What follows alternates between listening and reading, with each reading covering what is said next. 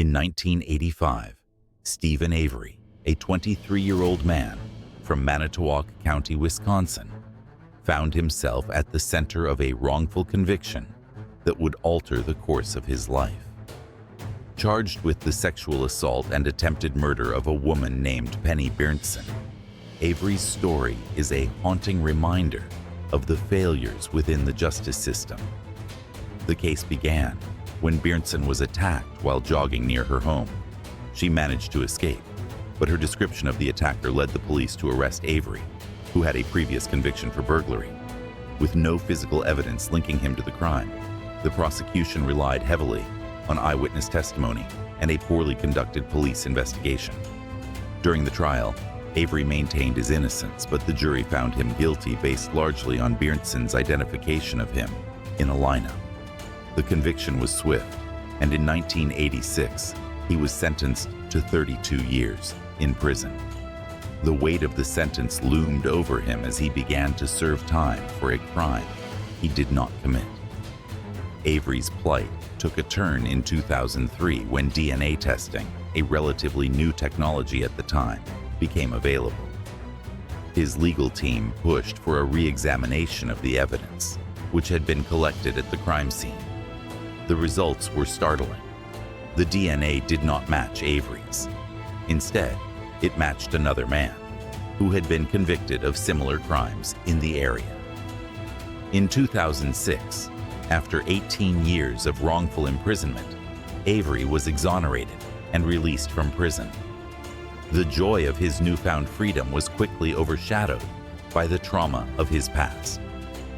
Avery's case brought to light significant flaws in the criminal justice system, including the reliability of eyewitness testimony and the pressure on police to close cases quickly. However, Avery's story didn't end with his exoneration.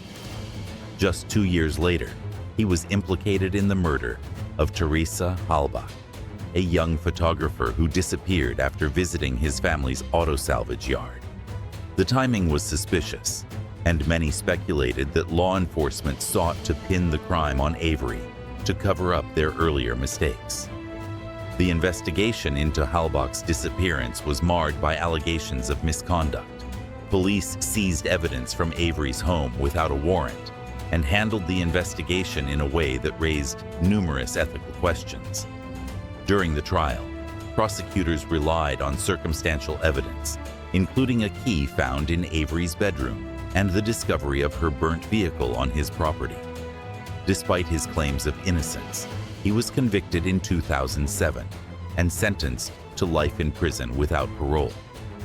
Avery's case garnered international attention, particularly after the release of the Netflix documentary series Making a Murderer. The series sparked a renewed interest in wrongful convictions and the flaws within the justice system. Viewers were left questioning the fairness of Avery's trial and the motivations of law enforcement officials. Supporters rallied around Avery, arguing that he had become a victim of systemic injustice. Legal experts highlighted the importance of addressing issues such as the misuse of forensic evidence and the dangers of confirmation bias in criminal investigations. The documentary ignited debates about police accountability and the integrity of the legal system. As Avery continues to fight for his freedom, his story remains emblematic of the broader issues surrounding wrongful convictions in America. It serves as a stark reminder of the potential for error within the justice system and the devastating impact it can have on innocent lives. Avery's case has inspired calls for reform, including changes to how evidence is collected and the importance of ensuring that every individual receives a fair trial.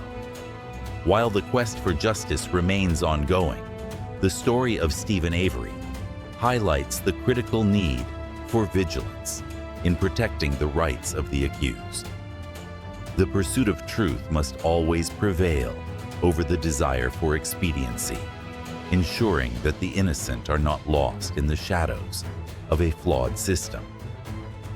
As advocates continue to fight for Avery's exoneration, His story serves as a powerful testament to the resilience of the human spirit in the face of profound injustice.